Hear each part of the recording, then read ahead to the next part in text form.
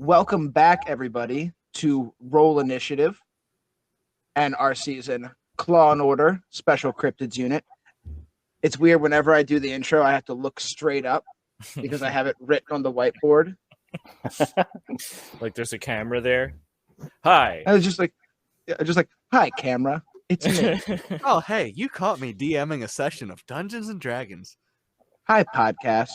It's me, Brian, your DM, and I'm here to DM a session of Dungeons and Dragons. Hi, I'm Mike. I'm playing Mikey. Easy to remember.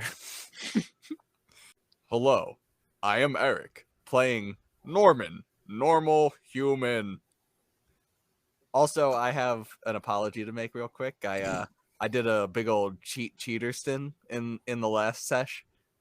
You may notice that I used my bonus action to cast flame sword, and I used my action to wild shape, and then I was like, aha, I swing my flaming sword because I'm a dirty cheater who's using 2 actions on 1 turn, and then I proceeded to do that. And you should all shame me eternally for it. Shame. Somebody boo that. I would also claim to be the rules lawyer, and I fucked up the rules within the first 5 episodes. I deserve all of the scrutiny. I would also like to make a confession. As the DM, I'm leaning way too heavy on you to rules lawyer the entire party. I probably should have caught that myself. Also, I apologize for my wandering voices. That Chupacabra had about 17 different voices over the course of that boss fight. They were all essentially the same voice, but much different variations. That's just kind of a thing I have. My voices are going to wander, especially as I talk for very long periods of time. Also, you just invented a really cool D&D concept of a creature called the Wandering Voices. Ooh, that's just me. That monster. Post it in the comments. Follow us on Patreon, and we'll put your monster in our game. We don't have a Patreon, and we don't have a comment section, but I need your help. We don't even have Twitter. You don't exist. Post it on the subreddit. We're not real. For us. We're not real, and then guys. Ryan, who's about to introduce himself, will then find it on the subreddit you guys make for us, and he will put your suggestions in the... Go ahead, Ryan. Eric, I'll Photoshop all of these things to make it look real. Hi, I'm Ryan, and I'll be running the subreddit eventually. You know, leave that to our Patreon subscribers. Jesus, Ryan. I'll make them moderators. That's your dream, is to be There we go. lord of a Reddit. I already moderate 2 subreddits, please. It's true. Before your might, sir. It's true. I used to be the head moderator of True Crime. Huge subreddit. Used to. I stepped down. There was a coup. Oh. No. There were no survivors. How was the election? There was somebody more passionate about it than me. And you saw this young up-and-comer, and you said, "This is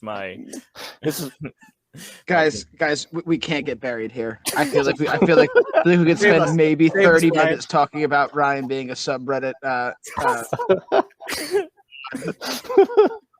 Okay. Insert the Party of Fools track here. Let's go. Oh God. Yeah, this is where we critical marine. That's what. Check me out. Intro, insert Party of Fools track. Boom, boom. Initiative, join us on our quest. Roll initiative, you can live part of a long rest.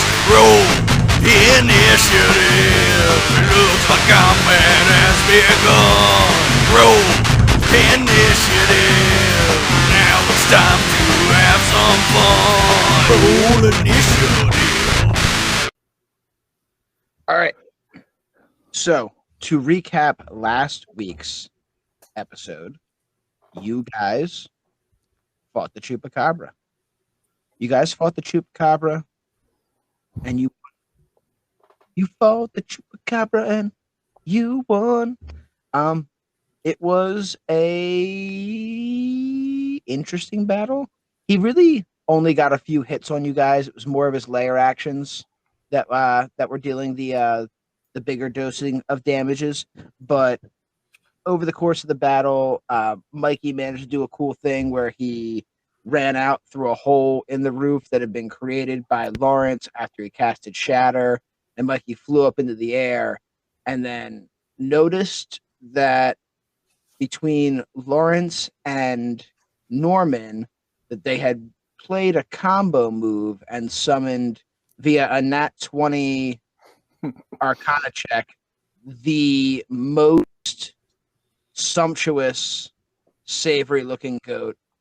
Some might call it sexy. No, it didn't look a ton like the Chupacabra was eating all the goats. He was draining of their blood, but like this was a plump. Oh, plump was the word for this goat. It was sultry. I think I used a sultry goat voice. But what he did with all those goats, who's to say? No one could know. They were on the walls. Sultry goat.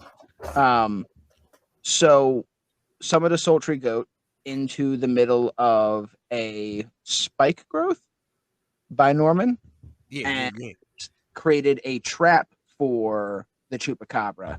So seeing this, Mikey decided to, I believe it was, latch onto the thatch. Mm-hmm. Oh yeah, thatch. Grab the remaining thatch roof and position himself directly above the goat trap, and waited for the Chupacabra to inevitably go for the goat trap, seeing as all goats belong to the Chupacabra. I can't get too deeply into that because it took me a while to shake that the all goats belong to me thing. But he waited for the Chupacabra to go to the goat. Chupacabra goes to the sultry goat, finds out the goat's not a real goat. He's being stabbed by the spikes. Oh no, the spikes, they hurt. The goat, it was mean. It was not real. And then from the top turnbuckle drops Mikey with the elbow directly into the Chupacabra, slamming him further down into the spikes and mostly incapacitating him until Norman decided to turn into an octopus and summon the aforementioned flaming sword and swing it all in one action. The flaming sword of cheating, my favorite weapon. Sword of cheating, his favorite weapon. He cut off one of the Chupacabra's arms not long after you guys discussed making him a coffee man or coffee boy, an intern or a page back at the collective when you captured him. Now he's down to just one arm. It's tough to make a good espresso with just one arm. We grabbed the other one but he'll overcome it, and that's why he's going to be the greatest. You are right. You did grab the arm to see if it could possibly be put back on. You don't know what per se he is and if he can be reattached. It was a clean cut with a flaming sword. Oh, that's why I brought the goat blood too. If you remember, I grabbed vials of goat blood because maybe we could just attach it to him, stick that in his mouth. Maybe it would work. Who the fuck knows? Yes. So we have plenty of vials of goat blood. We also grabbed the book that he had been reading out of on the altar. I believe Lawrence has comprehend languages. I do. And you guys were able to comprehend the crazy language, or Lawrence was able to comprehend the crazy language that he had never seen before written in this book. But it was mostly the scribblings of a mad person raving on about their master and waiting for their master to return and having been here for a very long time. You couldn't find much else, but you are bringing the book back to be analyzed by the triplets. So hopefully it's a rather long book. Hopefully there's some rather decent information in there. So from there, you guys took your prisoner. You took the arm. You took the book. You took the goat's blood. You hopped back on the plane and you headed on back. And that is where we are at now. Wow. Wow, wow. Oh, you got me. I got him. Oh, no. Norman, no. Oh. So, you guys have just landed back at the private airstrip at the collective. It is late at night. Just around midnight. You guys had run through what was expected to be maybe a multiple day investigation in essentially an afternoon. That's what happens when you eat slash absorb the main information giver, and then also successfully athletics check your way up a mountain to after transforming into a goat wolf to follow the chupacabra. You guys got through it pretty quick, so you landed late. Most everyone at the collective has gone home for the night. There are the director obviously does stay here, but the elevator down to that portion of the collective is shut down for this portion of the night. There is a separate elevator that you guys will be taking that runs to a spot where there is a member of the collective that never goes home, one that stays here as well, just like the director. One that some of you guys haven't seen in a while. And as you guys take a very quiet elevator ride down into the depths of the facility with your tied up and bound up prisoner, and one of you guys holding an arm, and one of you guys holding a bunch of vials of blood, all to be checked into basic processing. You get down to the prison. As the elevator stops, there's a loud ding, and the doors open very slowly. They're big doors, and you guys walk out into a large, dark cavern that doesn't have much noise going on, and you can't see really past the dark. Somebody give me a perception check if you guys want to all give me perception checks. Sure. I got That's a 10. 27 from me. Norman, it's interesting that you perceive this so well. I guess it's because you have just absolute access to the memories of everyone you've subsumed, resumed, became. But you don't come down here very often. You don't bring back a ton of prisoners. You tend to just make problems disappear more often than not. But you smell wet fur. Maybe it takes you back to an older time, one of your not previous lives, but older existences. You smell wet fur. You hear loud, large footsteps. And as you turn to say this to everyone at the same time hears. Is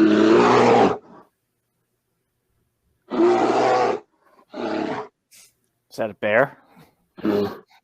It is a bear. Out of the darkness steps a giant fucking bear. At least 10 feet tall on all fours. If it reared up, God knows how tall this bear would be. It's brown with scars around its muzzle and on its shoulders, but just a really gloriously dark brown, solid fur coat all the way over it. This bear walks into the room, walks into the entryway that you guys have walked into, and he looks at you guys. He goes, "Mikey, it is good to see you. I have not seen you in very long time." Hey, how's it going, man? Hey. It's me, Jackson. Oh, hey, Jackson. Hey, how you doing, Jaxie? Can I do a little, like, I'm gonna kiss each cheek? It is such a terrifying idea to see this giant dire bear and like a demon like do an embrace. You guys would know this is Jackson Winterclaw. He is known around the facility as the Keeper. He runs the prison down here. He never leaves.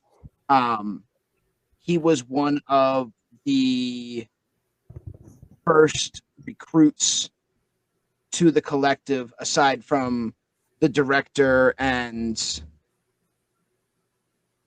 some of the other higher ups that have been around. Jackson was brought in. He was found in the woods as a cub the size of a full-grown grizzly bear already. And they knew he was only going to get bigger. Also, he could talk, which is weird for bears. Bears generally don't talk. Found in the Siberian wilderness, forced into like circus at first. You guys know that the classic circus bear, your classic Russian circus bear, just kept getting bigger. A collective took a notice of him and went to inquire about his services. And go figure, he was sick of being a sideshow attraction. And when they offered him a role as a warrior and an enforcer, he couldn't help but sign up. He spent a little bit of time in the field, like you guys have been, but once he grew to this size, he couldn't. There's not even a plane you could put him on for the most part. Just too fucking big. I guess you guys have seen Operation Dumbo Drop. That plane. I feel like eventually, if our wizard friend here learns a certain spell, we might be able to airdrop a giant bear onto someone, should the need arise. Absolutely. I'm already writing notes down about this. I will. A bear. You will be. I do not know about airdrop bear airdrop. Trust me, it's fantastic. I love it. It is great to see you. What have you brought me? Hey, we got the little one from the field. He's a scraggly thing. Kind of likes to suck goats. We kind of injured him on the way, a little bit. Not lethally, of course. We brought his arm, and we brought some goat blood because I thought maybe you could help him. Maybe get the doctor down here. He can say if it works or not. I don't know. He's mostly harmless. The only damage that he did to us was through his lair. But he killed a bunch of goats. He really kills goats. Well, Jackson reaches out with his giant paw and just kind of extends one claw, which is basically the size of one of this chupacabra's arms, almost like his midsection. And just kind of pokes at him, and he's like, "This is a goat sucker. He sucks goats." Apparently, he really likes it. Yeah, thinks that he thinks that he's entitled to all the blood of all the goats. He's got a leader. We're trying to figure out who he is, so we got to interrogate him. But we got to figure out. We got to get his arm back on if we can. Well, he will find no goats here. Good, because I was worried maybe there was a goat man or something, or a goat that we have working at this as a secretary. He would be a problem, but all right. No, Seymour the Satyr retired 3 years ago. Oh, thank you. Yeah, Seymour. I miss that guy. That's good because only his lower half was goat, and that would definitely be a problem. He was a real HR concern, though. Seymour was a wild guy. Oh, so maybe he would be fine with it. Maybe he would have been fine with it. We don't kink shame here. Yeah, you know what? I feel bad now. Maybe I got to go to HR. You know what I'm saying?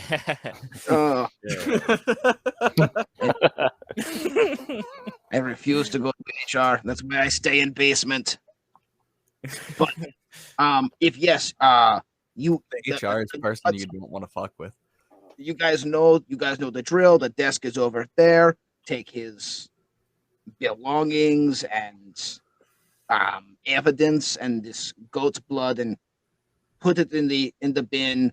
I will contact the triplets and have one of them come down and take a look at Tim. The doctor is obviously not here for the evening, but the triplets might be able to do something with whatever this thing is, and just kind of pokes at the chupacabra again, and it just kind of like whimpers. My goats. They are no longer your goats, sir. There are no goats for you here, little man. Yeah, he just does that. Yes, the procedures. I'm totally familiar with all of them. I've never not brought my quarry in alive. I know all of the procedures. All right. No, me. I've seen you before, Lawrence. I know of you. You bring me no werewolves. Should I? Because they don't deserve to be alive. Am I right, guys? I have what I consider kind of a twisted menagerie arc going on down here. So, like, having one, the two of everything would be kind of nice. Oh, shit. Oh, so like some sort of fucked up Noah's Ark situation. I can get behind like a collective. Do you want to, like, breed them or something? Who cares? Let's help them. I did not say I needed a male and a female of everything. I don't know if some of these things have male and female. Some of the weird stuff in here, I'll tell you. As long as they can fuck something, it's fine. How many werewolves do you have in here right now? I have 0 werewolves. 0. Okay, good. Well, I have one now with you standing here. Okay. Just look at the bullet in my pocket. Saved for myself. What the fuck? Dark moment. Nobody knows. Yeah, but all those, all that and that menagerie, as you say, they're all like unrehabable. I could talk to this guy. Maybe we could talk some sense into him. Maybe we could tell him his master's not such a good guy, and he's like kind of been messed with in the head. You know, well, we could probably break through with him. Mikey, you know, I like you, and absolutely, when the director comes in tomorrow, he will have his chance to talk with this goat sucker, and if he is redeemable, we will, like with the rest of us, we'll find a job for him. If he is irredeemable, he will join my menagerie. Ooh. I don't know where I'll get another one of these things, though. I don't even know what this is. Yeah, got me on that. We do. The coffee's been kind of lacking around here. Just saying. I don't know. I could not agree with you more. The coffee has been terrible since they got rid of the state. I honestly just can't remember the stater's name anymore. You guys just don't order Starbucks? Do they exist yet? I don't know. No. I mean, we are in the right location for when Starbucks begins to exist, but like, there's no like, I can't get like Uber. I cannot get like Uber Eats to Cave. Definitely. Are we going to see the origin of Starbucks? Starbucks was founded in 1971. So By a cryptid. There we go. All right, By a so you can say order Starbucks. It all works. Trust me, I did my research. It was founded in 1971 by a chupacabra. So we state. So we're writing history here. So as you guys are kind of finishing up your conversation, it's late. Jackson reaches down and with like his mouth just like picks up the chupacabra like with the scruff, like by the scruff of its neck almost, kind of like a giant mom would do to a cub, very delicately, and just like mumbles around his teeth. He's like, "It was good talking to you." Yeah, always. Finger guns. Finger guns. Jackson turns and you guys just watch him disappear into the darkness. with just a whimpering chupacabra being carried by an absolutely massive fucking bear. Oh my god. Be quiet, I say. And from here, we are going to ride the elevator back up, and you guys are free to go home for the evening or for the night. It's been a long night. You guys have flown to and from Texas. Cowboy hats have been worn. Monsters have been fought. So you guys have been released from work and you have been free to go home. And I think we'll start with Norman. Oh, let's get chaotic, bro. Nice. All right, so Norman, a taxi pulls up. It's not like the heaviest populated area, but you know, there's some strip malls, there's some apartments, there's some residential neighborhoods, there's some business complexes. It's, you know, a normal ass area. And a taxi pulls up to a random apartment complex, and we see Norman taking off his suit jacket. He opens the mailbox. There's no mail there. He opens the front door, sees a couple neighbors in the hallway, stops and has some small talk with them, seems super excited about talking to them, and then as soon as they're like out, as soon as he turns away from them, his face just instantly goes blank. Like he just like, all right, and I'm done pretending I care about this person.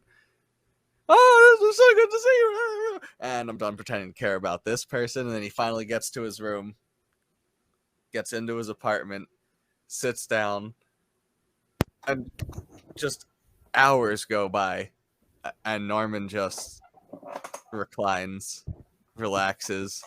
You see an apartment with minimalist decoration, no picture frames of any kind, just like random things. You see a little model of a rocket ship. You see a boat captain hat, like a really nice like a more casual jacket just hanging on a coat rack, but other than that, not a whole lot. At one point, after hours of sitting there, he turns the TV on and just like flips through the channels and then turns it off again. Then he goes into the bathroom and just looks at his face in the mirror, and his face just starts to fade. The features just sort of fade away as this horrible, smooth, white, leathery material is left behind with just a disturbing Rorschach face pattern swirling in the mirror, looking back at him. And this being of unknown name just continues to stare at themselves in the mirror, just pondering and pondering and pondering. And as the sun starts to come up, this being goes to the drawer and just pulls out a construction worker outfit and just goes throughout a normal day as Chuck, the construction worker. Yeah, I know I've been on vacation for a while, but you know, I had an injury and I was just figuring I'd use all my vacation days at once. Ugh, yeah, all right. I know this. We got a hard deadline on this task, and he just gets to work, just building a building for the rest of that day.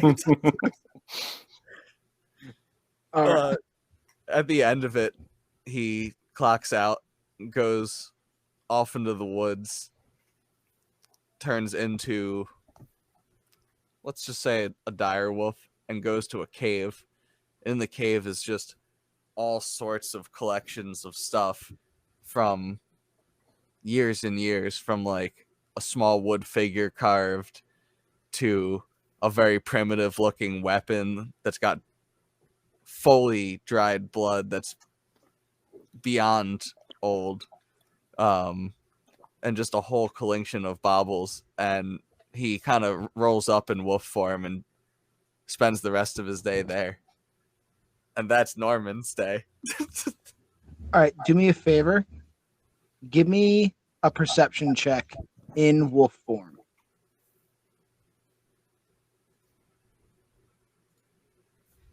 It's not going to be a smell-based perception check, though. I'll allow it.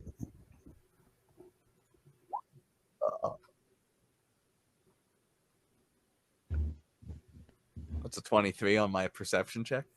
Ooh. All right. With a 23, 23 is a really nice roll. With a 23, as you finish your day as the construction worker and you're leaving, and the foreman is just like, well, like, you haven't been in a while. Did you want like a cash check? Do you want us to direct deposit it? Oh, just go ahead and direct deposited it. All right, yeah, we'll have the payroll, I guess, send it through to your bank. Are we gonna see you next week? I pull off my construction helmet and I'm just like, yeah, you know, Foreman, I sure hope so, but things aren't seeming too good for us. All right, well, I guess we'll see if I see you. A tear forms under my eye. You know, Foreman, I've met few people I could call friend in my life, and I stretch my hand out, and I'm just like, you truly were the kindest to me, Foreman. All right, yeah, you were a decent worker. I appreciate you coming in for the day. Norman is thinking of all of the memories this Chuck guy had of how he had no real friends, no real family, and like him and the foreman would joke around. He was the closest thing this guy had to a friend, and I just wanted to give him a chance to say goodbye. That is so touching. It's so weird too because he hasn't seen him in forever. It feels like. Indeed.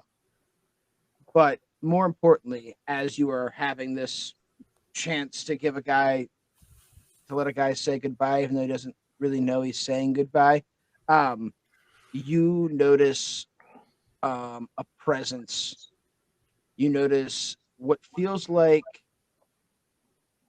you just have like that feeling like you're being watched. As someone that does a lot of watching and following for your job, quote unquote, stalking sometimes, you have the feeling that you are being watched yourself.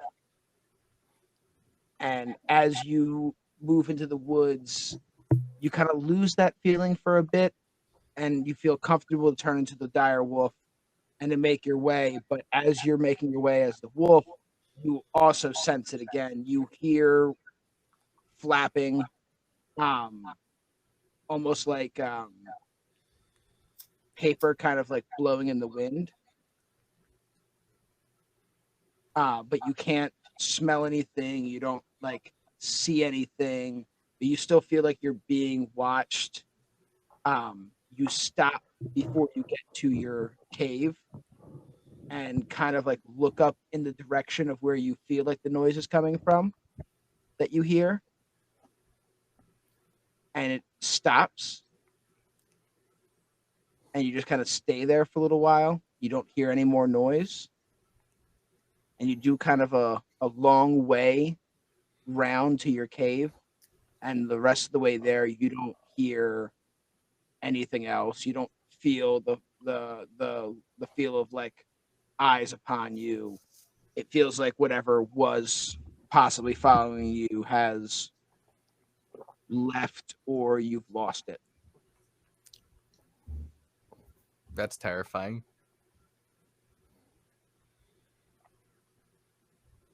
And I will be extra defensive as I hang out in my hobble. are you all curled up like a wolf as a wolf? Oh yeah. All right. And that was Norman's trip home and next day after. Lawrence, what's it like for you getting home? So I've left the facility. I've got a private driver to pick me up in an old school car, like a 40s sedan with the old suicide doors and stuff. And I talk to my driver. I just say, I'm feeling a film tonight. Take me to the apartment above the movie theater. Oh, yes. Right away, sir. Right to the movie theater. On our way.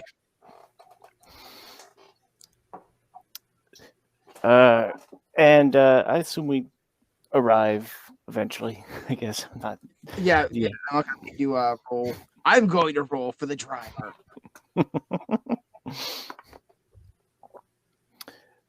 But we'll pass through.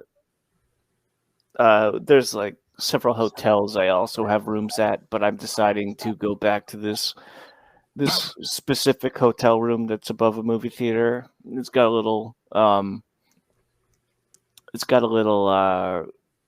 viewing port where I can see the movie that's being played because it's like an old single screen theater, and they're playing an early screening of Annie. I rolled a 2 for the driver. It wasn't a D12, but it just means it's gonna take you guys a little while to get there. Okay. It doesn't affect the story at all. Continue. All right. We're slightly late for the previews. I yield my time. It's all fine. I've already seen the movie 4 times, so it's cool. But the previews. Do they have previews? Did they have previews? Yes, they did have previews back then. Okay. All right. Preview the one movie that's coming out next month. But no, the only thing I care about watching is the ending when little orphan Annie gets adopted by a new stepdad. And they have a happy ending. But it's just the trailer. No, it's not the trailer. Spoiler alert. I just want to tell Winston, like, this is the best. They don't make movies like these anymore, even though this just came out. You turn to talk to Winston, and then you remember that you gave him free run after the Chupacabra incident to go do as he pleased. He hasn't quite come home yet. Yeah, and I'm just drinking a I've got like I'm on my 3rd scotch of that's mixed in with Wolfsbane. The only thing that can get a werewolf drunk. You see through the movie. You see through the your little port window down into the movie theater. Somebody stands up and they go, "That's bullshit! I don't think Annie would do that."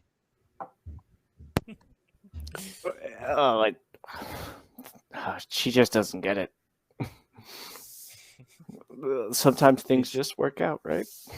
These simple country folk. They don't understand high art. They don't. They just won't. But I'll turn away from the movie. The ending credits have rolled, and the apartment is full of books. I have a desk full of sheets of paper that are spell scrolls that I'm working on, that I'm trying to perfect. I don't want to just go back with the scotch and Wolfsbane and sit down at the desk and read one of the scrolls and try to cast like magic missile through it, but it just fizzles up and burns in my hand. because I can't do that yet. And then I just get upset and pass out in my bed. All right. You pass out without much worry. It was a full moon a week or so ago. You've also been a wolf for so long that you have more control over yourself than just going crazy on a full moon every time. So you are able to fall asleep very peacefully, and you drift off in a not very drunken, but a mildly buzzed, uh, like a calmed down stupor almost, as you drift to sleep.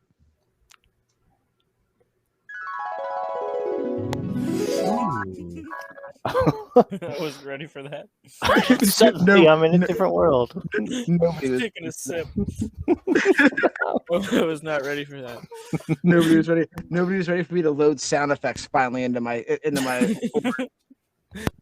Bam, bear roar done. I really Dream like the bear roar. Good. We had a spit take. Nobody was there to see it, but Mike had a spit take. All right. So you are drifting off to Neverland to sleep, and what begins as a good dream,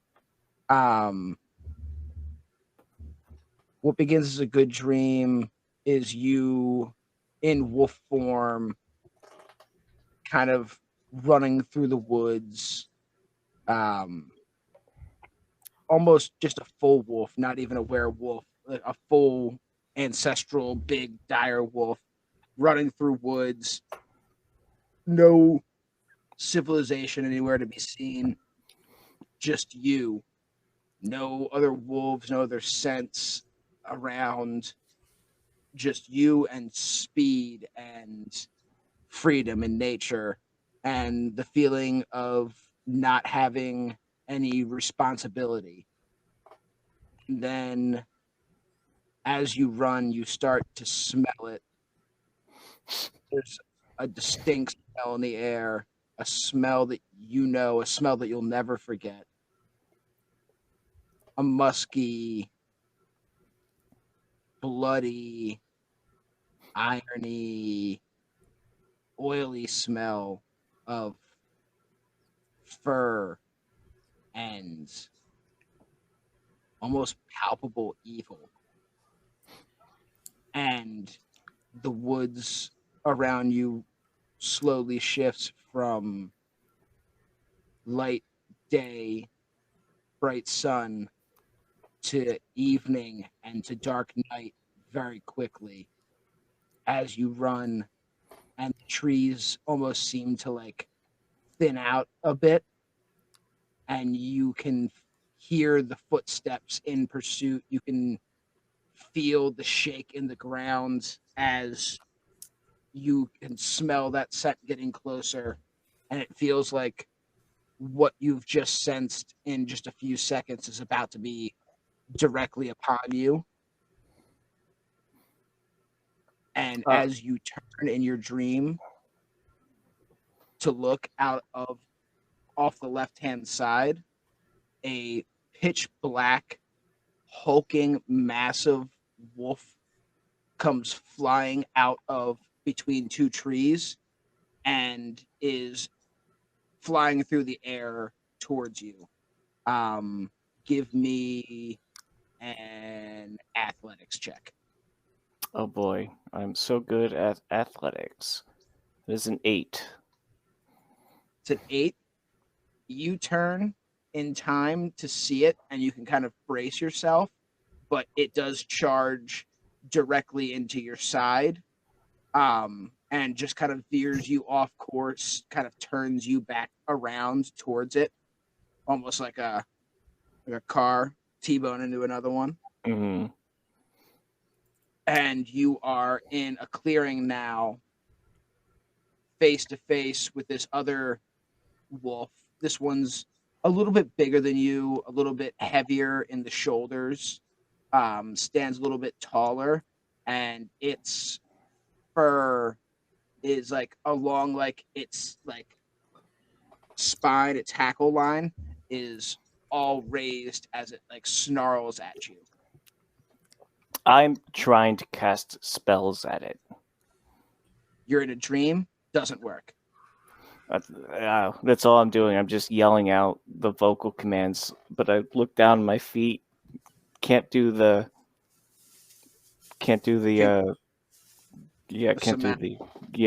somatic, yeah. As you try to do this, and this other wolf paces around you, and you guys kind of like circle around each other as two wolves would do, as you can exactly picture in your head right now. Two wolves facing each other, snarling, walking in a circle. This wolf snarls at you in the common tongue. I'll tell you, boy, those spells will never work on me. You can't get me with the spells. Fancy learning will do nothing for you. They've killed everything I've tried to kill so far. They'll never kill the haunt that I've left in you. The curse that I've left in you. And at this rate, you'll never catch my pack. The pace you're moving, boy, they'll reproduce and they'll grow more packs, and you'll never rid this world of my curse. Well, I've got a lot of time. Nothing to stop me from trying. Do you have a lot of time, boy? From where I'm at, it seems like and it sounds like time is running out on you. Time's running out on the lot of you. It's already ran out on you. And I want to try to bite it. You have a bite attack? I don't, but I could roll a... Give me a strength check. Oh, I'm not very strong. Or do you want to give me a sleight of snout? Sleight of snout? I'm not very good at that either. What are you good at, boy? I am good at intelligence stuff. Would you like a nature of attack? I'm not very good at nature either. I'm kind of good at nature. All right, either give me a dexterity check or just give me a dexterity check. Let's see if you can bite him. Just a flat dexterity? I don't care if you're good at dexterity at all. It's an 11. It's an 11? All right, it was over a 10. He's a big boy. You are able to jump out. He wasn't really expecting you because you were still kind of mumbling spells. You're able to jump out at him and bite towards him. As you do, you kind of like just poof through him, and he turns into a cloud of smoke, and then the smoke reforms behind you as now just himself, no longer a wolf. Your father, as you remember him last. I'm also going to try to turn back into a human. You can do that, yes. I'm going to say that's just fine. Since you're good at intelligence and stuff. Yeah, I just reshape into my current self, what I am now, the suit, revolver, cane. And I shoot him with my gun. Yes, I have a gun. I haven't shot him yet. Look at you, boy. Look at how fancy you are. You think you're better than me. You think you're better than the life that we provided for you. You should be running in the wild, running with my pack. I do think I'm better than you. At least I don't harm innocent people. There's nothing innocent about humans, boy. I was one once. There's nothing innocent about me. There's nothing never innocent about you. You were never human. Not that I saw. You may not have known me. You may have only known me to be a monster. But it's a hard world. And somehow, I've made you soft. It made me compassionate for those that can't defend themselves against things like you. things like me, things like me, things like you, boy. You're just like me. That's not true. I have a bullet saved for myself. Do you have that? Can you say that, Dad? No, because this is a gift. You treat it as a curse. This was a gift to me, and I would have lived with it forever. I've extended my lineage forever. Rolled with a pack. Endless. But you took it from me. All things end, including you. And I'm going to hit him with my cane. All right, give me a dexterity check. I actually, no, I turned back into you. Oh yeah, you have a cane attack. Hit me with a cane attack. That's a 21. 21, silvered cane. You hit him, and instead of turning into smoke, he like takes the full brunt of the hit, and kind of like crumples around it a little bit, almost like you like just like walloped into like a rotting dead body.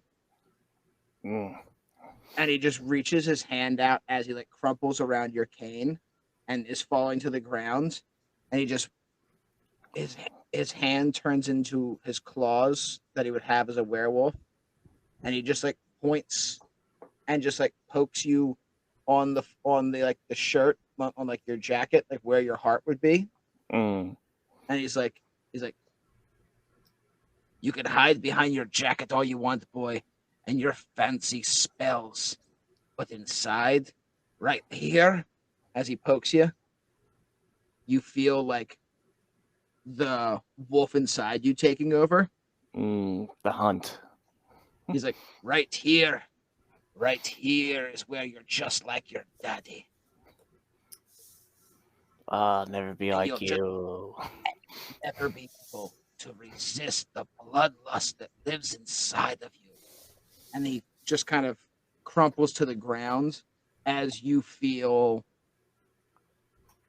the wolf inside of you taking over, starting to initiate a change, a transformation, and you can feel almost like, you know, when like you have to pee real bad when you're sleeping and you like in your dream you're like, I've got to pee, I've got to pee and I can't pee anywhere.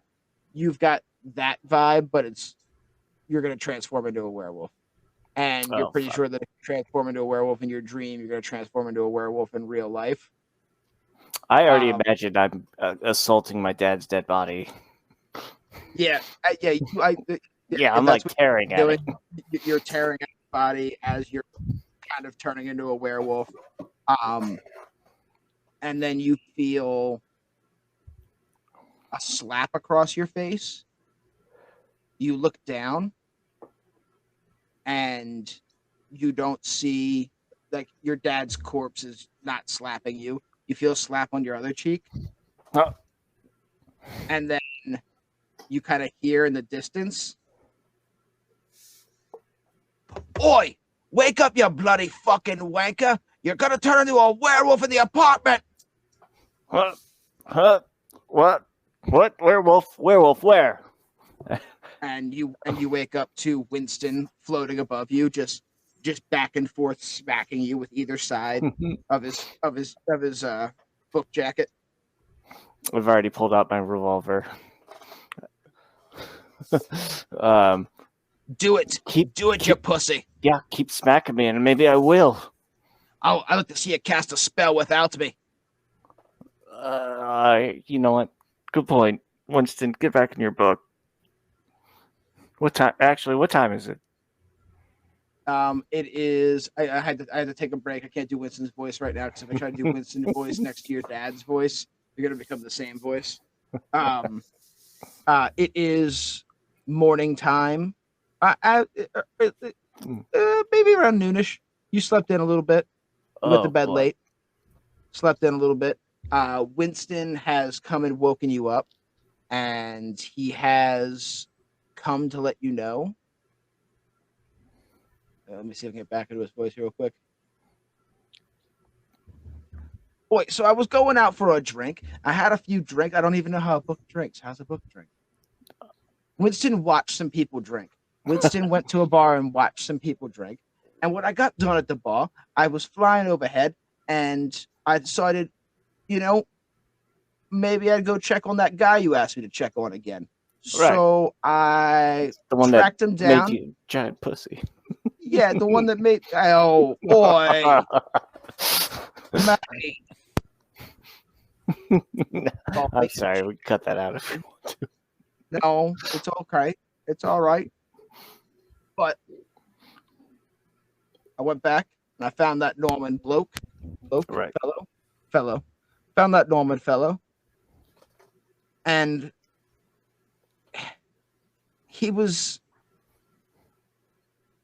acting like he was a construction guy.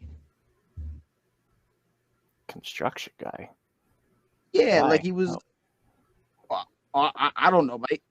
But he did just work all day, and then like a regular fella. I don't know if I like bloke or fella for him. Doesn't matter. It doesn't matter. And he just worked all day, and then fucked off. I was following him. He turned into a wolf, and we've seen him do that. He turned into a wolf, and then rode off, and then ran off into the woods. And I'm following him, all invisible like. And then I felt like he saw me. And his voice is gone now. And then saw me. It was a big break. Boy, he saw me. All right. But I fucked right off, and I came home, and you're here turning into a fucking werewolf. it's been a stressful evening. I watched Annie again. I'm sorry. I said I wouldn't, but I did. It's just classic American cinema, man. Right, well, fuck off and go to sleep.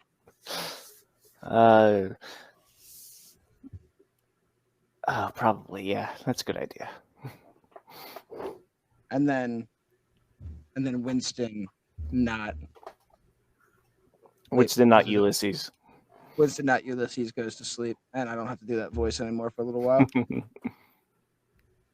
I held on to your dad's voice. I held on to your dad's voice pretty well for a while. I realized something. If you live above a movie theater, what happens if they play a movie that has a full moon in it? It doesn't work. Are you sure? It's never happened, but I don't think it would work. When does American Werewolf in London come out? Pretty soon, actually. I think if Annie is out, then American Werewolf in London is out, I believe. I mean, it doesn't even have to be that movie. It's just any movie with a. I mean, it could just be a white circle if it's projected large enough. American Werewolf in London is out. You should avoid all white circles in the sky. Because who knows what triggers you. All right. So that's it for Lawrence. We've gone to your house. We've seen your stuff. We did your dream. It's the next day for you already. So you and Norman are pretty well caught up. And we can go back to Mike. So Mikey, back to where we were. Into the past. You have just left the facility. How do you get home? Where is home? These guys, they get in their cabs. I'm standing there. I'm like, yeah, see you later. They get into their cab. And then I fly. I just start flying because I have a cabin. It's not too far away from the entrance to the facility. It's remote though, because I need remote because I look weird. On the way there, Lawrence often now. On the way there, I'll see like maybe a couple in a car at like a makeout cliff, and I'll scare the hell out of them, pretending to be a monster just for fun. But I'll I'll fly home, and it's a little cabin. It's kind of nice. It's got a little chicken coop with chickens in it to the side. When I land, I'll take away the one sign next to the tree that says Second Amendment household and has a picture of a shotgun and then 2 like video cameras on it. And I'll remove that sign and I'll put up the one that just says keep out with a shotgun blast of pellets through it. Because that one's less conspicuous because I'm home now. And I'll walk over to my chickens, go, "Hey girls, how you doing? How you girls doing?" I'll like throw some corn out. I'll open the cage. I'll collect some eggs because a couple of them have laid some eggs. I'll put them in my little basket thing that I have ready for it. And then open up the door to my nice cabin. And I have a pet, which is a demon dog. I have named Hex, who is a little tiny... Oh. Sorry, excuse me. Hex got him. Hex got him with the gas. No, that was Hex. He was so happy. That was what he sounds like. No, he burps. He looks like from Gargoyles, the one that was like a dog. Yeah, that and the size of like a bulldog. So he's not like a big dog. He's like a smaller to medium of that. And I'm like, hey, Hex, how you doing? And I've got the eggs in my hand, and he's trying to like jump up on me, trying to keep the eggs steady. And then I'm just going to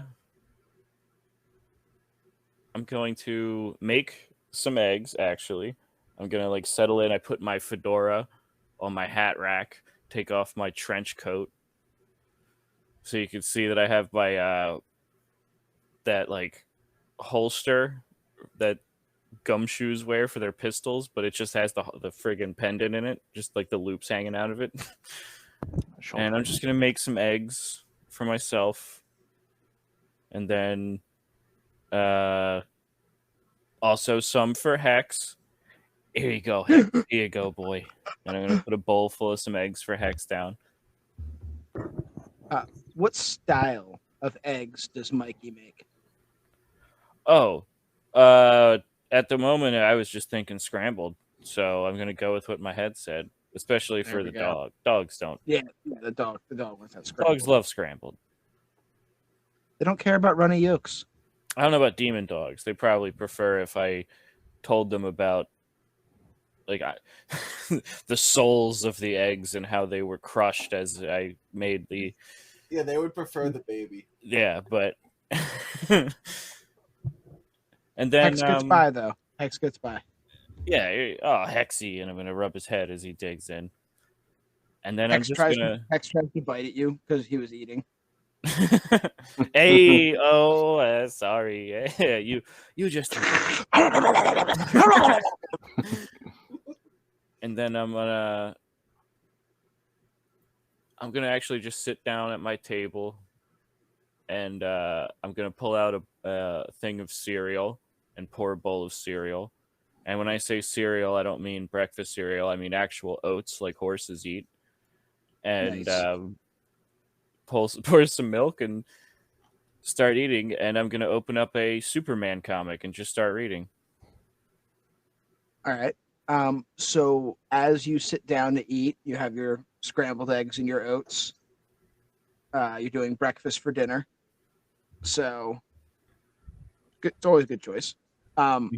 You still have your holster on with your pendant in it, and you feel your pendant start to get hot a little bit, and then it vibrates once,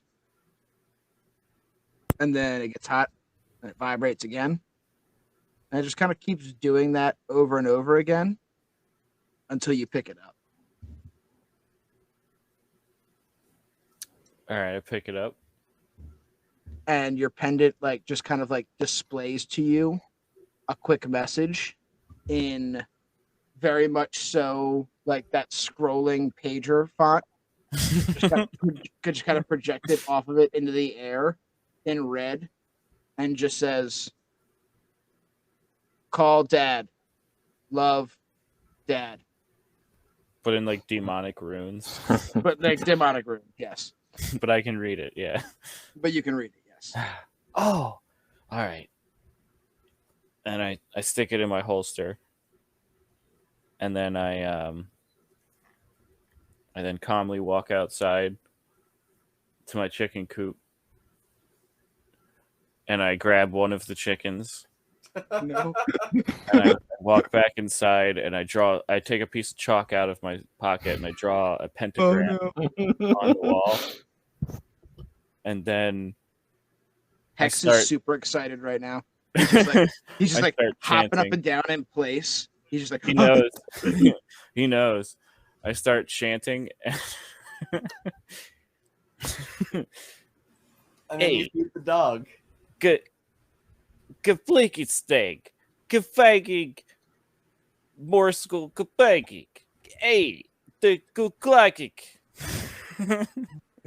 I have no idea how to talk in demonic in a Jersey accent.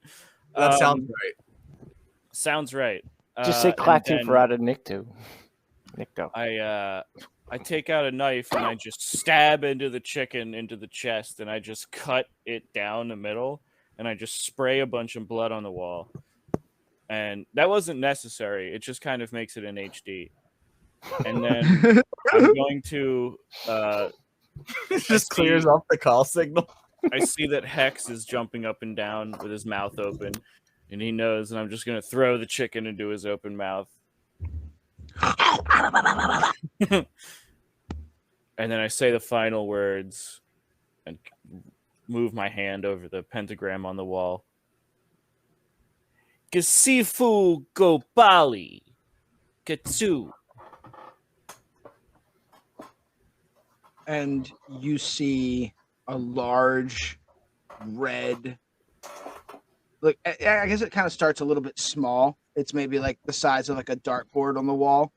A circle kind of opens up, and it's got like I don't want to call it like a squiggly outside line, but like a fiery outside line to it. It's not like a straight circle, and it gets slowly bigger and bigger and bigger, and it absorbs some of that chicken blood off the wall. I guess that call strength a little bit better. Gets that HD. Gets just a little bit bigger, and you see the surface of the red portal starts to like ripple,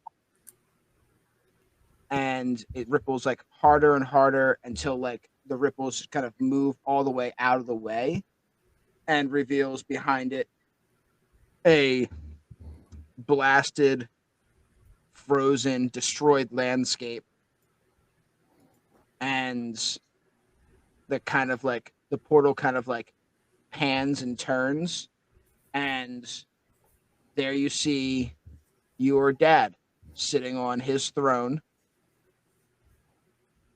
and he's looking back through the portal at you.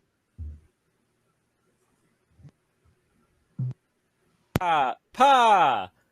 Hey, how you doing, Pa? I just got a ping, and I gave you a ring. What's going on? Hey, Mikey, my boy, how you been? I'm doing good, Pa. I'm working, doing the honest life. As boring as it is, it's fine. It's all right. Not as cool as it was working with you, though. Yeah, you haven't condemned me any, scary shit to hell recently. Nah, it hasn't been in the cards, really. I gotta kind of make it nice with these people, or else I might just end up there with you, which isn't a bad thing, but not advantageous, right? You see what I'm saying? Nah, I see what you're saying, kid. We gotta have a man on the inside. So, what you want to talk to me about? I got a ring, and I figured it might be important. What's up, Pops?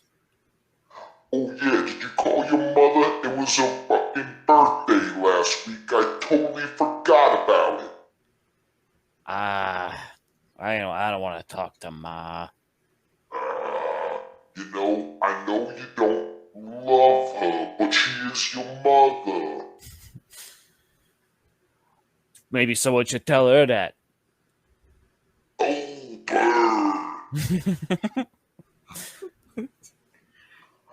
Alright, no, but seriously, I would never page you about your mother, Jesus. There have been some rumblings down here. There's some weird stuff going on, and I want you to be careful with the people that you're working with. If it seems like they're putting you in some weird scenarios or something out of the ordinary for you, I would try to avoid it. I got an in with a guy, and he said that there's some bad stuff coming. Some stuff that we've never seen before. Stuff from a different plane. I mean, I know I've got different planes of hell, but a different plane from yours. A plane that I don't get their dead people, which is a problem for me. But apparently, their dead people are scary as shit. Well, you're throwing a lot at me, Dad. I know, and I don't have any specifics as of right now, but a little birdie had told me that there was some weird stuff happening, and considering you literally just work in weird stuff, I figured you should at least know. If you see something, I guess out of the ordinary doesn't really work for you, does it? Because everything's out of the ordinary. You got I know what you're saying. Yeah, what's ordinary?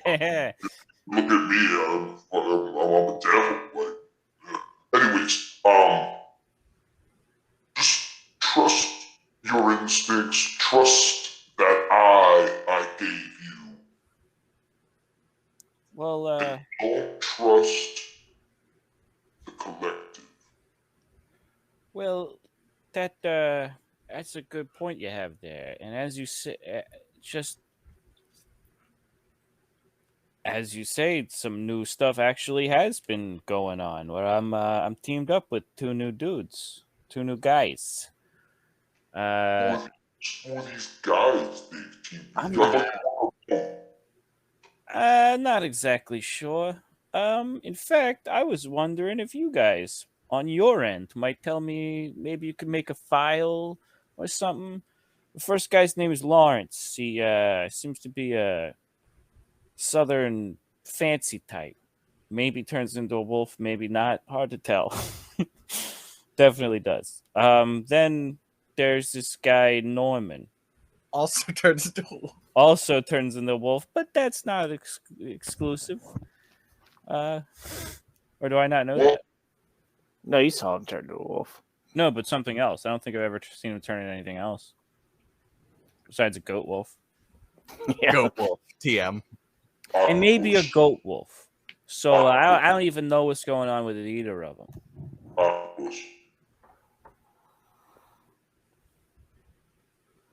Alright, you've just given me, like, first names for these guys, so I'm gonna do what I can if... I got Lawrence is Lawrence Aberline.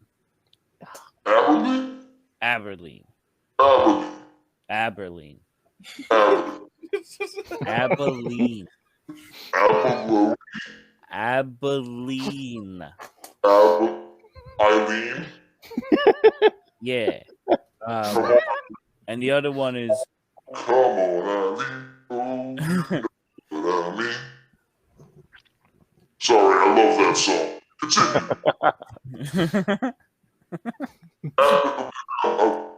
You said Aberline. Yeah, Abilene. And then Norman. I.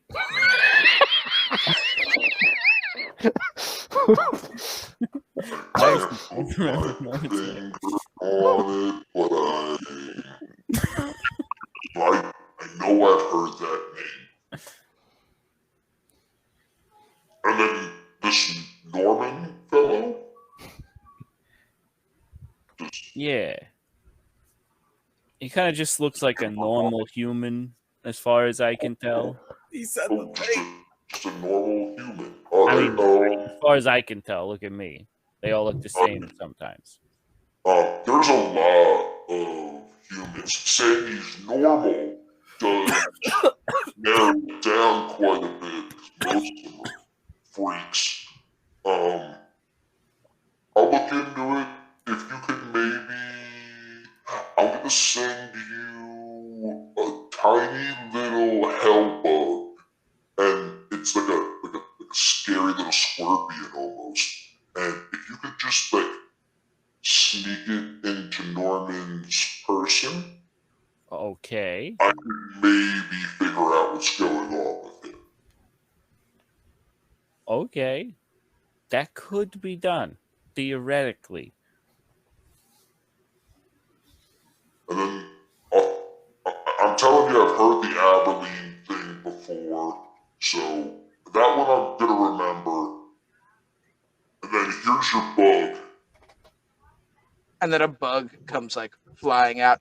It's so weird to have my own voice back again. A bug comes like flying out of the portal at you. It's like it's just a very tiny little red and black scorpion. I get a matchbox out. Trying to put it in the matchbox. Well, I'll tell you what, my boy. It was good talking to you, and I really do think you should probably try to at least talk to your mother, maybe like next year, but it's not the reason I called. I want you to stay safe. I'll look into these two schmucks for you. Anything else weird going on I gotta know about? Not really. Just the typical goofballs we gotta hunt down and either kill or put in a cage. Have you met any good women yet, son? I mean, I'm not gonna find anybody like me, Pa. No, son. You find a regular human woman, they can't resist a goat man. You know what? That's how you made me, right, Pa? Exactly, son. That and evil magic to seduce your mother with. That's why she hates me. Oh my god. Stop doing the magic. You know what they say when they say the magic's gone? That's what they mean. The physical magic spell that you cast on her. It was a magic spell. It's one of those moments where you're listening to your dad give you advice and you're like, well, this is dated. I don't know. And then I hit her. No, I didn't hit her. No, I would never hit your mother, son.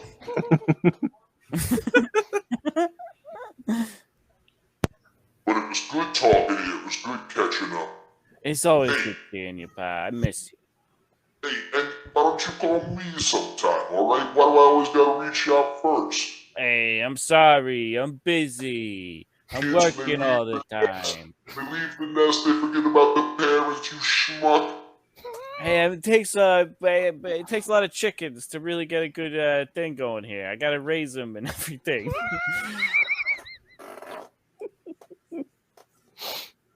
But yeah, I'll call you. All right, you better. How do you hang up on this? I don't know. Oh, how do you hang up on this? He hangs up. Actually, there's an awkward moment where like he thinks he's hung up, Alright, so, like, is this thing off? Is it off? How does this thing... Oh, fuck it. And he just kills the guy who was holding the portal. And there's like a bit of fire blast through it as it closes. Yep, and he just like annihilates that dude. The portal just like disappears. The guy stops casting the spell.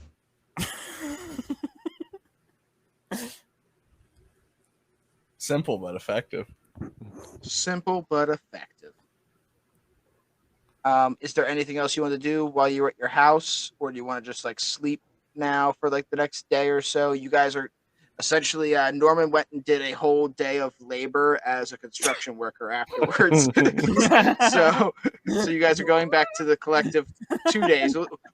We'll say he worked as a construction worker on a Sunday, and nobody else was in office on Sunday at the collective.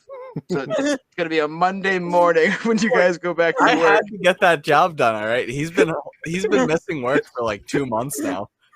When I was like, all right, you guys are gonna go back to your houses, and what are you gonna do overnight? And then Eric's like, yeah, I'm going to work all day long as a construction worker. I'm like, all right, so we got to stretch everybody's things for like a day and a half now. Chuck's been missing shifts, man.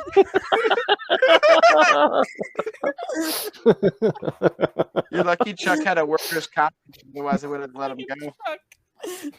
He's a union guy. He can get away with anything.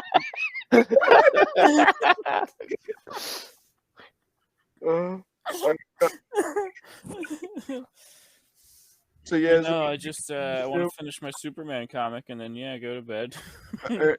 When you read Superman comic, are you rooting for Superman or the villains? Oh yeah, no, because Superman?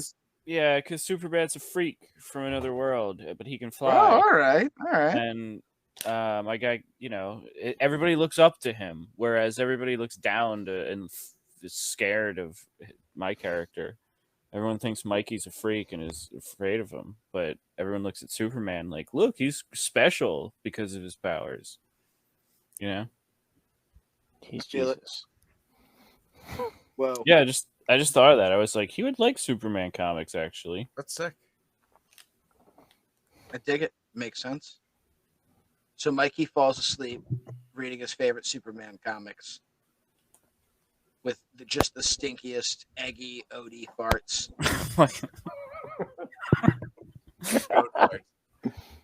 Just like smells like a sulfur at a petting zoo. Fucking Hex just burps feathers. You actually hear he didn't chew the chicken at all, so he's like, ah! as he burps. You guys all get varying amounts of good nights of sleep. Some of you work an entire day as a construction worker. Some of you catch 3 movies while around the house. One of you looks at your incubator full of chicken eggs, hoping that at least a few of them will hatch so that you can call your dad again next week. I've got enough right now, but you get enough, but if they don't hatch, you're gonna have a rough time. Yeah. And you guys all go back to work on Monday, back to the collective, back through the front door, back to the elevator. You guys know you're supposed to go down and talk to the director. First things first, when you get in, debrief after your mission with the Chupacabra. So you guys all head for the elevator. It dings, and you guys take the elevator on down the very, very long elevator shaft. It's quite a coincidence that we got here at the same time. Yeah, you guys, it's weird. It's almost like you guys are a team. Synchronized. No, that's enough of that. You guys take the elevator on down.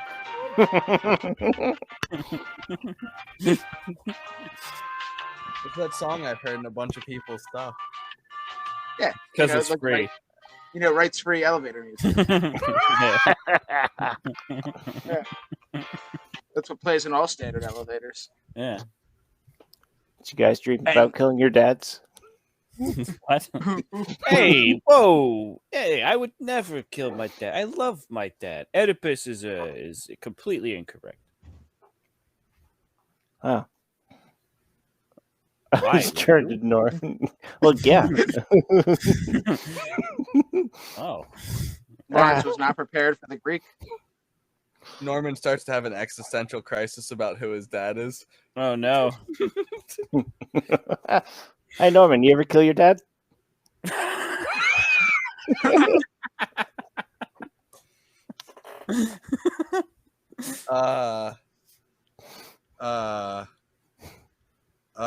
feel like that's a simple yes or no question. Right?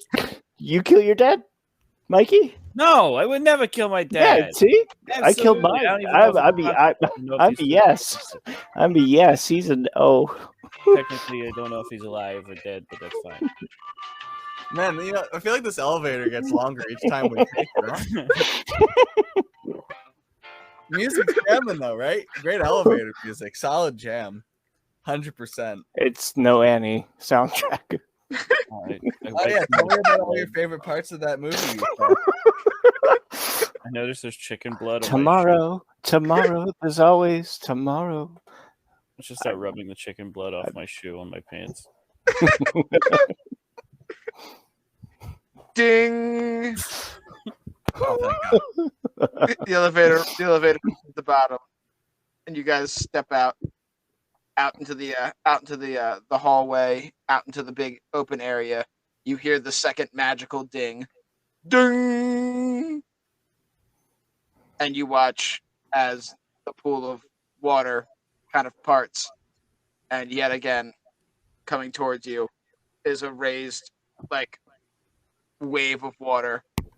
As you know, the director is speeding towards you guys, and some of you stand with the splash zone. Would anybody like to step back? It's a sign of respect. I'm staying in the splash zone. Very nonchalantly, I'll take a step one foot outside. I'm gonna take a step back too. All right, so 2 steps back over the line of the splash zone. Norman stands there. If he could salute, he would. I'm half tempted to turn into an octopus. The director comes flying in. He crests out of the water as the wave piles over the side and floods towards Norman. This is your chance, Norman. Do you want to turn into an octopus, or do you want to just get absolutely smacked with the wave of water? Yeah, I'm gonna turn into an octopus. I'm gonna use a wild shape and turn into an octopus and just hang out in the water.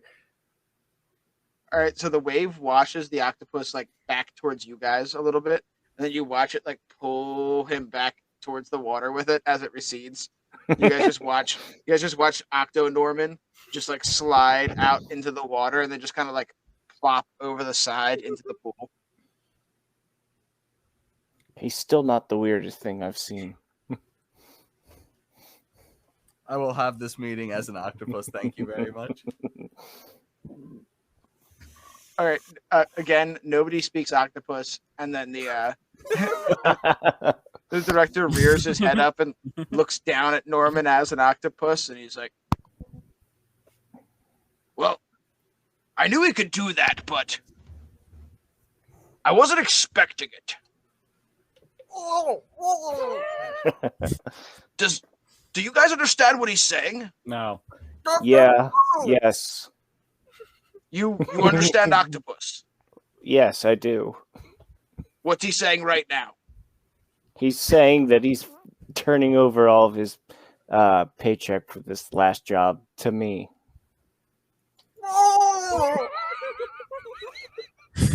I don't think that's what Norman is saying. Norman does not get paid. Oh.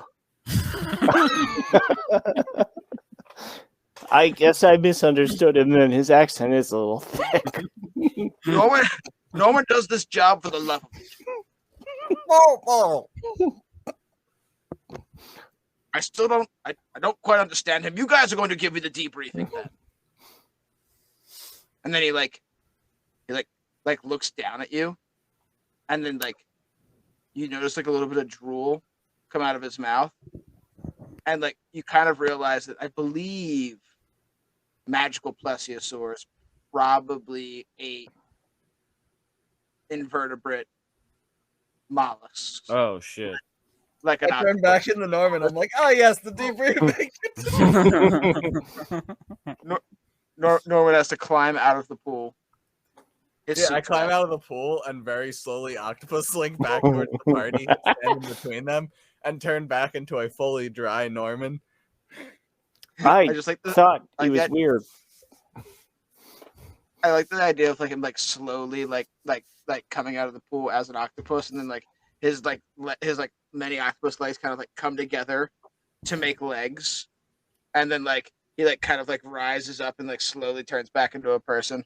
Very Animorphs. Again, very Animorph style. Very slow, painful, 17 minutes. I do a slow, painful 17-minute Animorphs transformation. 95% of the budget. Yeah, all the budget. 100% of the budget. We've just absolutely done practical puppets for everything else.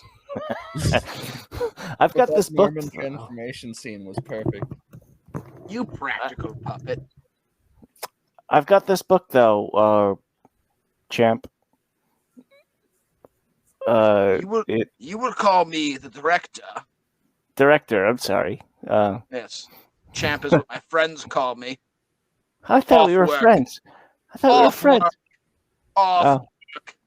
Okay, I'm sorry. I didn't know we were at that point. But no, I found this book. With a certain presence at work. I found this book. Chupacabra mentioned some sort of master guiding him. I'm sure I've... Chupacabra. Is that the beast you brought back? Yeah, the one we brought back last night. Excellent. I haven't actually... two nights ago, I guess now. I haven't actually seen this beast, but I hear it's sad and... Yeah, it's all spindly. It's like it looks like it's all hungry, even though it's not. It just looks like that. It's gaunt. It's real gross. Spiky. Did it give you great problems? This tiny, malnourished, wimpy beast? No, not really. Not really. His lair kind of hurt. His lair hurt more. His lair, his home, booby traps. Oh yeah, he's a genius at traps. Oh, that was the biggest part. That was hard. Other than that, it was easy. I have been looking for a new director of security. Oh, I might have a problem with that. He's a little off the rocker. He was influenced by his previous master, as he calls him. Master? I am the master here. Exactly, which is why, if anything, he might be a hindrance to security, if you know what I'm saying. That's why I keep saying coffee pour. Ooh, the coffee has been lacking. But we gotta get that on if he can make good coffee, I guess. Although his sad, wimpy frame would suggest that he's not very good at making anything. Window cleaner? Hey, he might make some potions, I think, with the goat blood. Goat blood potions? I don't know.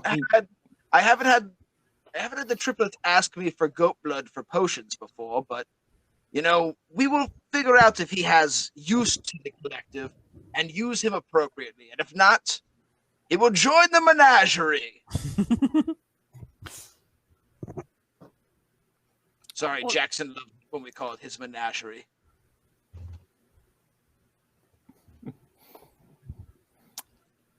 Quick question, actually, regarding this menagerie. Yeah, questions here. But yes, okay. Ask a question. Oh, no. My question is, what was your question going to be? Okay. He kind of wants to collect werewolves, right? We kind of had an agreement that they wouldn't exist anymore.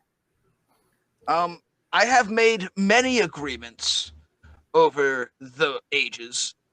one of them was with you to allow you to exterminate all werewolves, or at least all werewolves up until you die. Oh. And then another agreement was with Jackson to allow him at some point to collect 2 of every animal. He never said as to whether he needed a male and a female, but he did want 2 of every animal. I've also made a promise to Norman to keep his identity secret, and a promise to Mikey to allow his dad to continue to operate in the mortal realm when he sees fit. I've made lots of promises, and some of those promises override other promises. It's what happens when you're a director. You make promises that you can't keep, and then promises that I can absolutely keep, like yours. I would absolutely keep yours. Fuck Jackson. Can I roll insight on that? Yep. Oh, I'm not very good at insight. Horrible giant bear covered in battle. 17. That's a 17. 17. He's lying. If Jackson were here, he would tell him absolutely that he's gonna get him some werewolves. Champ, I thought we were friends. I thought we discussed this. I'm the director in the workspace. I'm champ when we go out for drinks. I'm champ when we watch movies together. But director. The sun will come out tomorrow. I'm out of this conversation now. Mike is now wondering how he leaves to go get drinks. He doesn't. You have to have drinks there with him. It's sad. Yeah, you'd have to have maybe a wall that he can stick his head out of. They Basically, go out for drinks, which just means the next room over. Yep, it's just like he has a hole in a wall, and over there's one of those old school roll up TVs where you if you had a movie at school, and then roll the TV in on the TV cart. I've got one of those so that him and Lawrence can watch movies together every so often. Did anyone else realize you were literally saying that he drinks at a hole in the wall? Nope, didn't realize it. But don't. Do I have that? No, I don't have that. Snap. Yep, we'll just go yeah. Oh, got him. I got legitimately worried for a second. All right, lads. So, you guys brought back a wimpy, tiny, malnourished creature for us to figure out as to whether it can be a coffee boy or a window washer. It can't be head of security, apparently. Maybe something that has to do with goat's blood. I know it's a niche category, but it could help in some way. We currently don't have any departments that operate in goat's blood or with goat's blood, but we will look into it. And as for this book you were speaking of, you said it talks of a master or... Yes, clearly the chupacabra, as they're calling it. Ridiculous, I say, but his name is mentioned, the master.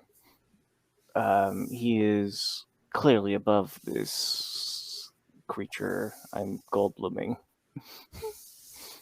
But, well, yes. This is concerning to say the least, knowing that this tiny, wimpy, malnourished creature that gave you a mild amount of problems has an even stronger creature that rules over it.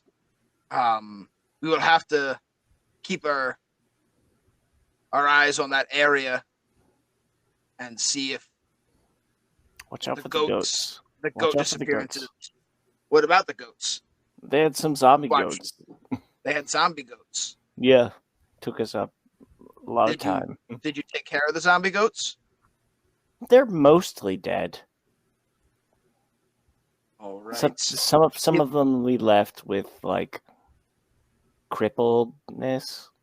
It kind of swims over the edge of the tank, kind of diagonal from you guys, and hits a button, and it's like, Maureen, we're gonna have to send a cleanup team to Texas.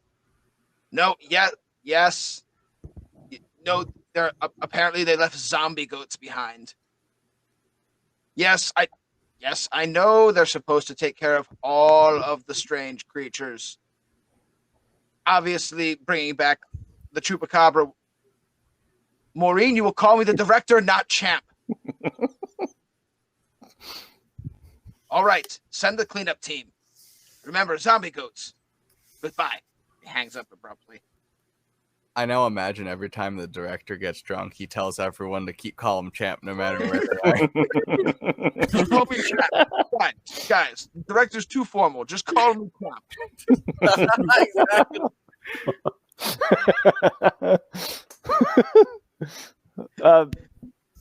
What are these cleanup crews, though? He swims back up to you guys. He's like, they're less experienced field agents that we send to deal with something like zombie goats. I mean, who would have a problem with zombie goats? Absolutely nobody.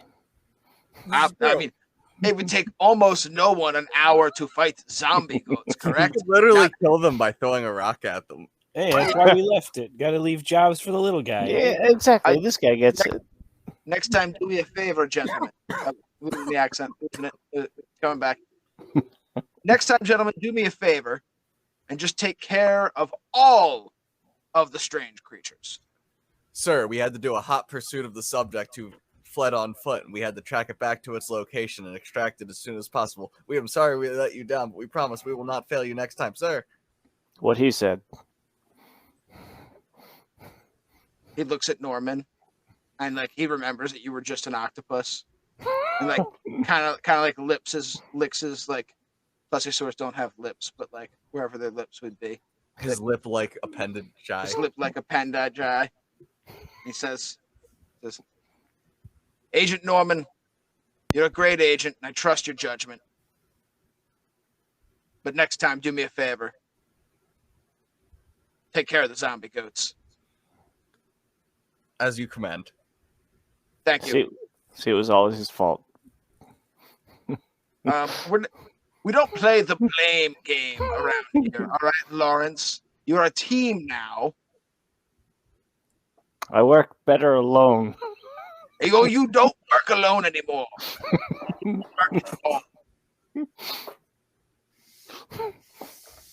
I pushed Lawrence into the water. No, I'm just kidding. No, you can do it. Don't, please. It'll smell like wet dog in here for days. I won't do that to you, director. Don't worry. I jokingly make the gesture of pushing you, but I don't actually do so. Now, I believe you three have another mission ahead of you. I haven't got the full details yet. You'll have to stop up and talk to Albert. He's up in his study, but he has foreseen something and talked to his network of spies, and he has something for you. I believe it is going on in, he said, Ohio, perhaps. So not Texas this time. You gentlemen, I believe, will be going to Ohio, but you'll be stopping up. He'll have the details of the mission for you. And then I believe the triplets also wanted to see you before you disembark on your way to Ohio for your next mission. Please remember, if there are any zombie anythings when you leave Ohio, you have not fully done your job. All right, no zombies. get it. No zombies. All right. No survivors. No, No, that's not quite what he's. All right, Leave no evidence of the body. Full disintegration everywhere. Norman! close enough. Darth Mikey, Vader, no disintegrations. Mikey, the one of you that looks the most like a devil, I trust you to have the good judgment in this scenario. We got it. Well, we're on the search for a new coffee boy. I got it. One of these mythological, fantastical creatures will make the perfect coffee boy. Some of them, one of them will know all about coffee. If we have a Brazilian cryptid, maybe a centaur. Maybe there's nothing saying an American cryptid can't do it also. No, I'm not. I mean, but like, we're the best people, you know? I just don't want to exclude the Americans. Look, I just want a centaur with a fancy hat to give me coffee, okay? Look, that's all I want. Is that too much to ask? I'm a simple man with simple goals, and I want a goddamn centaur wearing With a fancy hat that gives me coffee. Is that too much to fucking ask? So does the apron just like cover the front of his legs? Absolutely. Yeah. The back's protected by his torso, which has the apron. All right. On that note, you guys hop back in the elevator to ride it back up to the top to talk to Albert, who you guys also know as the Mothman. Mothman Randy Savage. And as you guys enter the elevator, instead of the sound of the music you guys heard the first time, all you hear this time, strangely, is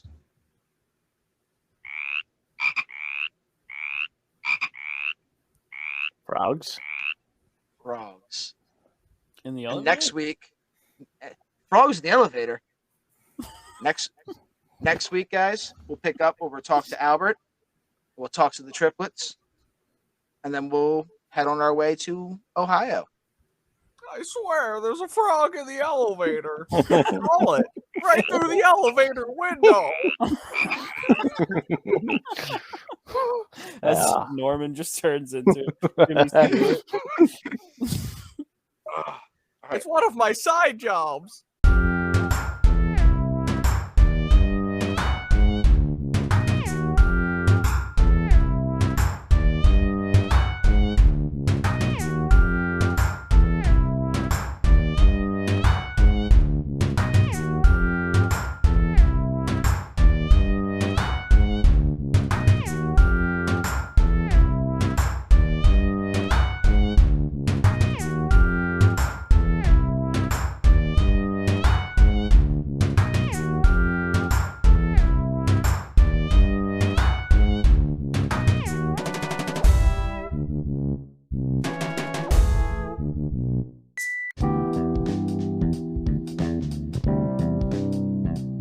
It's like most good IPAs taste like cat piss. Yeah. Not that I don't like them. It's just, I don't know, the flavor has grown Tiresome. tiresome. Yes, tiresome is the word for it. What about just like a nice But- lager? But no, ignore the taste. All you care about is where it gets you and how it makes you feel the next morning. That's how everybody feels. Not necessarily where I go to. Universal feeling. You're really concerned with the destination. I'm about that trip, man.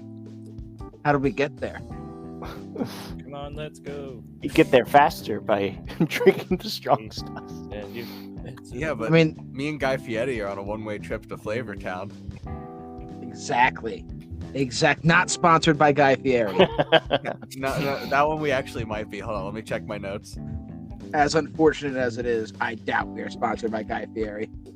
No, it's some guy named Fieri. Fieri. Oh, no. It's the Fieri LLC. I'm sorry. I got that wrong.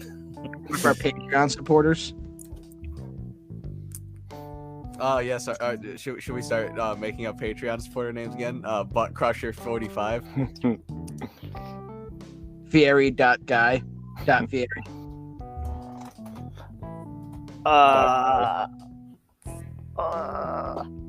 But right on the spot, he can't come up with an adorable Patreon name right now.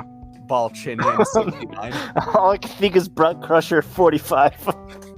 Yeah, That's all. one, right? You That's know, all. you can use that one. That's That Butt could be Crusher your 45. Croissant Crumbs 83. Nice. Wow. You get a lot Actually, of like that crumbs. visual. Croissant. But it's Caught in the entirely zipper for chrome. 20. Croissants. Morton Josh, thank you very much. God damn it. I wish I was as clever as you guys were. Just like say a thing and then add numbers at the end. It'll work, I promise. Butt Crusher 45. It's perfect every time. That's perfect. Is that the one you already did? Yes. It was the first one I did. Yes. I need weeks to crack the joke. 2 weeks is what it takes. All right. By recording 2 sessions from now, you better have a Butt Crusher 45. All right, real quick question for everybody. Is the order from top to bottom on this page for everybody me, Mike, Spork, and you? Yes. Yeah. All right. That's how we're gonna introduce ourselves today, as opposed to me going and Mike as hi, I'm Mike playing Mike. We're not gonna do that one this time. I'm gonna be like, I'm Brian, then Mike goes after me, then Spork, then you. Who's you? Who's you? Who's on first? Spork Corgleston. All right. We're 4 minutes in, and it's been fucking hilarious already. Not to toot our own horns. Toot toot. Toot toot toodaloo toot.